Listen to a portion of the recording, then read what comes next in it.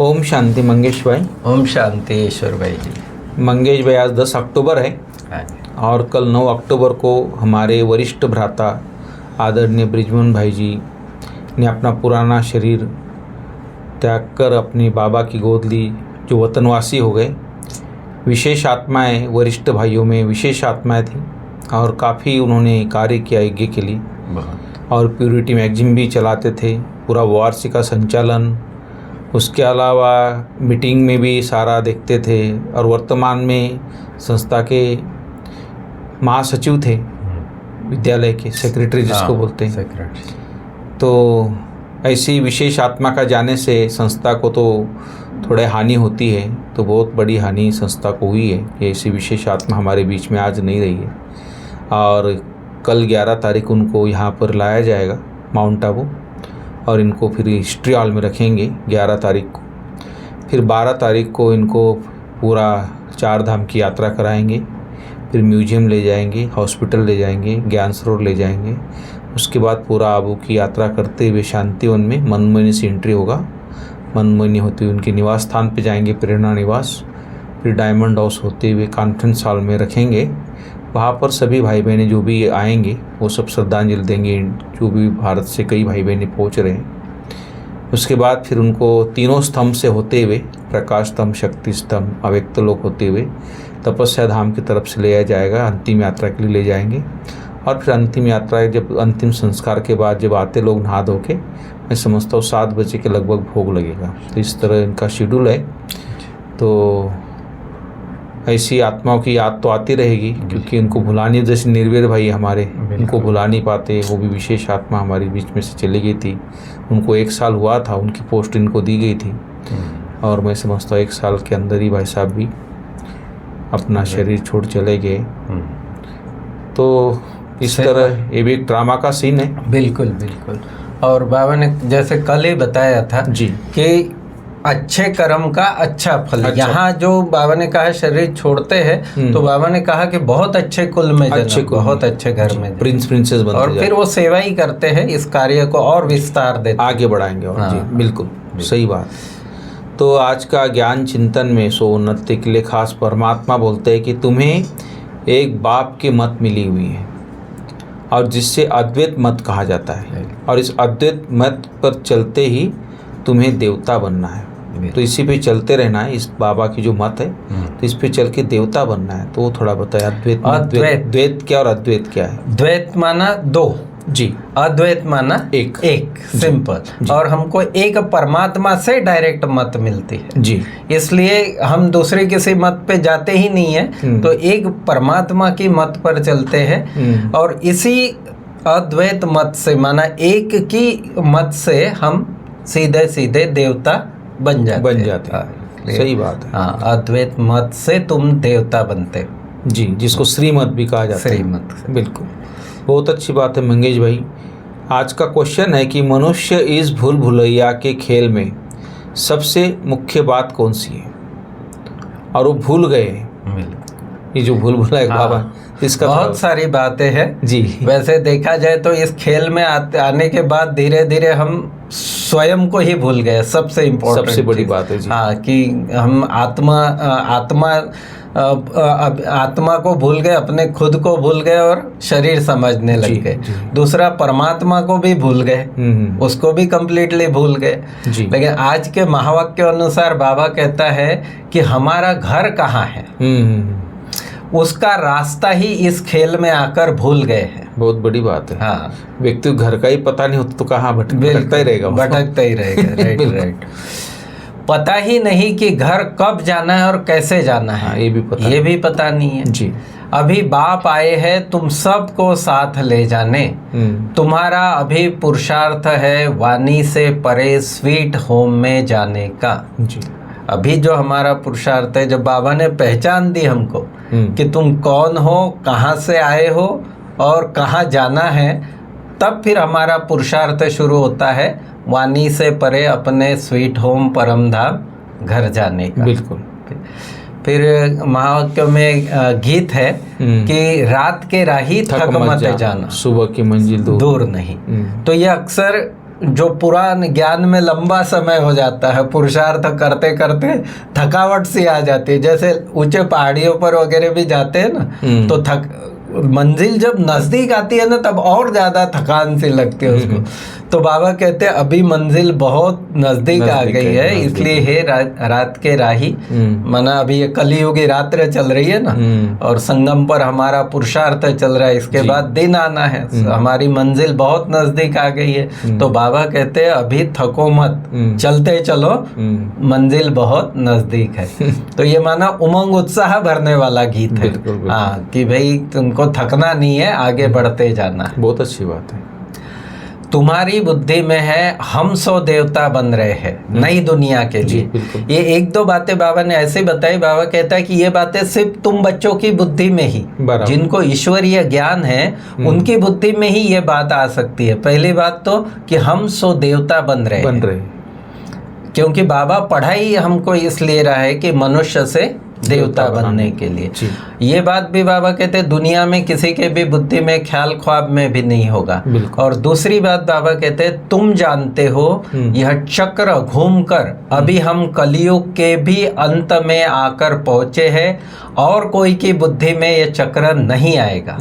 ये ज्ञान जिन्होंने ज्ञान को बाबा को समझा है, परमात्मा को समझा है, शिव बाबा को समझा है, ब्रह्मा बाबा को समझा है, ज्ञान को समझा है, उसी के बुद्धि में आएगा, एक्यूरेट आएगा कि भाई अभी ये चक्र पूरा हो गया, जो सतयुग से शुरू हुआ, त्रेता द्वापर, अब कलयुग के भी अंत में और सतयुग के आरंभ में संगम पर हम पहुंचे हैं, फिर हम नई दुनिया में जाएंगे, चलना। तो हाँ, सही। देवी देवता बनने के लिए यह पढ़ाई है ना, इसलिए बाप को ज्ञान सागर, नॉलेज फुल कहा जाता है।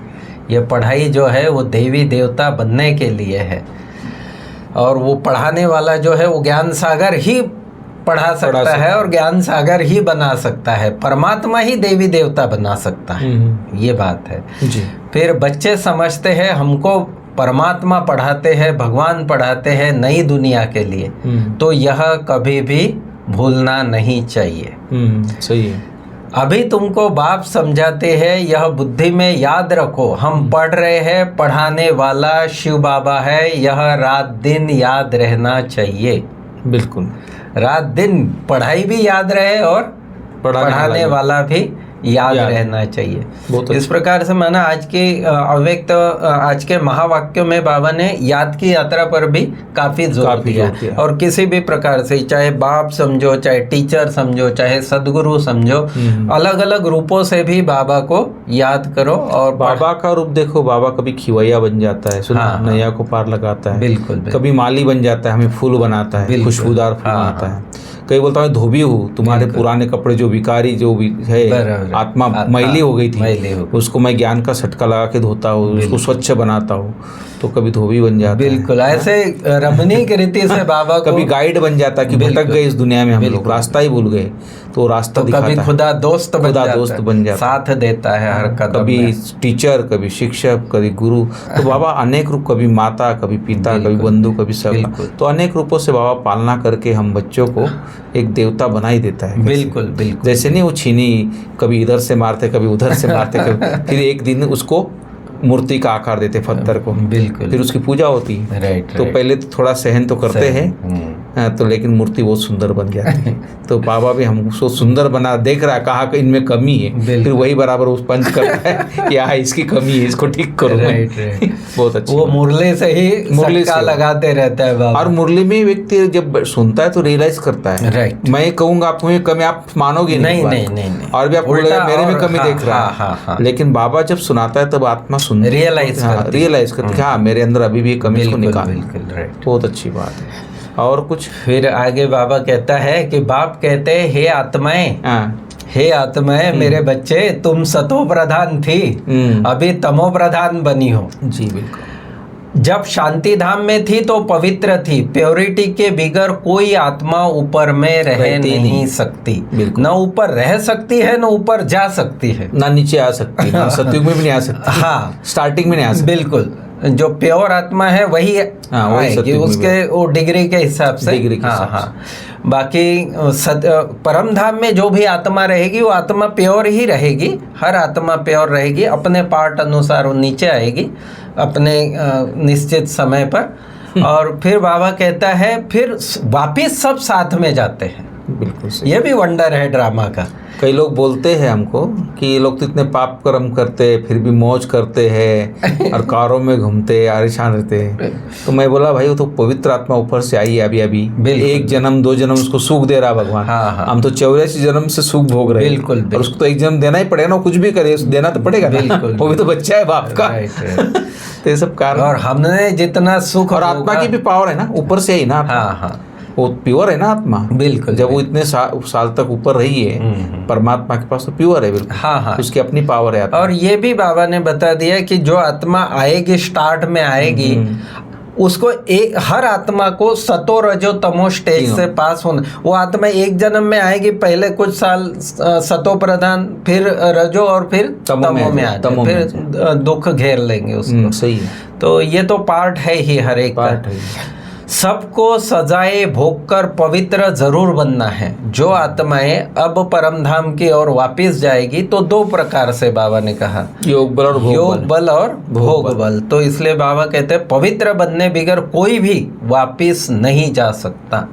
इसलिए आप बाबा को याद करके पवित्र बनो, नहीं तो फिर धर्मराज की सजाओं का भी गायन है। तो सहज रास्ता तो यही है कि बाबा को याद करे, योग से ही आत्मा पवित्र। बिल्कुल।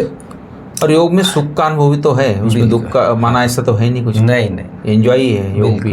बिल्कुल। अभी तुम बच्चों को घड़ी घड़ी याद करना है, किसको? बेहद के बाप को। बस यही मंत्र आज के मुरली का है कि बच्चों को घड़ी घड़ी याद करना है बेहद के बाप को। फिर बाबा ने बड़ा एग्जाम्पल भी बड़ा जोरदार दिया कि जानवरों को भी बच्चे आदि सब बुद्धि में रहते हैं। हाँ, बाबा कहता है जंगल में जाएंगे ना तो भी घर और बछड़े याद आते रहेंगे, आपे ही ढूंढ कर आ जाते सही। हाँ, उसको याद आते तो दौड़ दौड़ के बिल्कुल अपने घर बराबर ठिकाने पर पहुंच जाते। तो बाप कहते हैं बच्चे मामे कम याद करो और अपने घर को याद करो जहां से तुम आत्माएं आए हो पाठ बजाने। आत्मा को घर बहुत प्यारा लगता है, कितना याद करते हैं परंतु रास्ता भूल गए। इसलिए तो भक्ति में सारा पुरुषार्थ ही किस लिए होता है? घर जाने के लिए, मुक्ति में जाने के लिए। बाबा कहते घर को बहुत याद करती है आत्मा, क्योंकि वो घर बहुत प्यारा है। बिल्कुल। वो इसलिए उसको स्वीट साइलेंस होम कहा जाता है। वहाँ मतलब वहाँ की शांति और अद्भुत है। तो बाबा कहते इसलिए सब पर घर को याद करते हैं परंतु रास्ता भूल गए हैं। और अभी संगम पर बाबा आकर वो रास्ता और वहाँ जाने का जो तरीका है, विधि है, वो सब बाबा एक्यूरेट। मंगेश भाई जब हम परम धाम में चले जाते तो खाली साइलेंस की अनुभूति थी। हाँ। लेकिन जब शरीर में रहते, हम जब योग करते परम धाम जाते बुद्धि से, तो सुख की भी अनुभूति है, शांति की होती, आनंद की होती, प्रेम की भी होती, सब अनुभूति होती। हाँ। तो ये यहाँ शरीर में बैठ के हम सब अनुभूति कर सकते हैं। बहुत अच्छी बात है। मेडिटेशन तो बहुत पावरफुल चीज है। फिर शिव बाबा हमको नॉलेज सुना रहे हैं, इसमें बहुत रिफाइन बुद्धि चाहिए। ये ज्ञान भी बुद्धि में धारण करने के लिए बाबा कहते हैं बुद्धि भी रिफाइन चाहिए। इसलिए ये जो दुनियावी किचड़ा है ना, व्यर्थ का किचड़ा, ये जितना अगर हम ये एब्जॉर्ब करेंगे तो फिर बाबा का ज्ञान बुद्धि में नहीं ठहरेगा। इसलिए जितना हो सके उससे बुद्धि को किनारा करते जाए हम। रिफाइन बुद्धि करने के लिए बाप युक्ति बताते हैं। अपने को आत्मा समझने से बाप जरूर याद आएगा। माना रिफाइन बुद्धि बनने का एक ही रास्ता है, बाबा की याद, परमात्मा की याद, आत्मा समझकर उसको याद करने का। मेरे बच्चे, मीठे बच्चे, रोज कहता है ना बाबा मीठे बच्चे, मेरे बच्चे। तो बाबा कहते हैं मेरे बच्चे कहने से नशा चढ़ता है। कि कौन कह रहा है? जी, स्वयं परमात्मा ब्रह्मा तन में बैठकर मेरे बच्चे, मीठे बच्चे, सिखिलदे बच्चे कह रहा है। तो बाबा कहते हैं नशा चढ़ता है। सब है मुख वंशावली, हम सब बच्चे हैं ब्रह्मा की मुख वंशावली। आत्माएं थोड़ी मुख वंशावली, आत्माएं मुख वंशावली नहीं है। आत्माएं थोड़े ही मुख वंशावली, आत्मा तो अनादि अविनाशी है। हम जब शरीर के साथ है, ब्रह्मा कुमार कुमारी है, तब ब्रह्मा मुख वंशावली है, तभी तो एडॉप्टेड बच्चे कहा जाता है। हाँ, एडॉप्टेड बच्चे कहा जाता है। ज्ञान के आधार पर एडॉप्शन होती है और जीवन बदल जाती है, संस्कार बदल जाते हैं, इसलिए वो नया जन्म जैसे भी कहा जाता है। तो बाबा कहते हैं आत्मा तो अनादि और अविनाशी है। फिर आज बाबा ने एक इशारा भी दिया कि तुम भाषण आदि करने वाले से भी उच्च पद पा सकते हो। ऐसा कई बार होता है ना, जो थोड़ा अपने उसमें सेंटर के सेवा में या इसी में स्थूल सेवाओं में रहते तो सोचते हैं कि ये भाषण करने वाले तो ये तो उच्च पद पाएंगे। बाबा कहते हैं ऐसे नहीं है, उच्च पद का आधार ही अलग है। बाबा ने कहा उच्च पद का आधार है योग, बाकी कुछ नहीं है। भाषण करने वाले भी कोई समय तूफान में गिर पड़ते हैं होता है मान शान का, इसको हाँ, तूफान लग जाता है। बिल्कुल बिल्कुल। तो इस प्रकार से बाबा ने कि एक तो याद की यात्रा पर जोर दिया और फिर पुरुषार्थ करने। बाबा बोलते हैं कि बाप की याद से बुद्धि को रिफाइन बनाना है, बुद्धि उससे रिफाइन बनती है। बुद्धि पढ़ाई से सदा भरपूर रहे, बाप और घर सदा याद रखना है और याद दिलाना भी है। तो ये दोनों बातें, रखना भी दिलाना भी। हाँ। फिर बाबा बोलते कि इस अंतिम जन्म में क्रिमिनल आय के वाले खास बाबा ने बोला क्रिमिनल आय को समाप्त कर देना है, सिविल आय बनानी है। क्रिमिनल आय बिल्कुल ही खत्म हो जाए, कई कुदृष्टि जाए नहीं हमारी। हाँ। इसके लिए बाबा दृष्टि के लिए भी खास बिल्कुल। और क्रिमिनल आय का कारण ही है देह अभिमान, बॉडी कॉन्शियसनेस। सिविल आय बनती ही आत्मा अभिमान के बेस पर। तो यही बात बाबा ने उस बात पर भी काफी जोर दिया है कि आंखों की बड़ी संभाल करनी है। बिल्कुल बिल्कुल, बहुत संभाल करनी।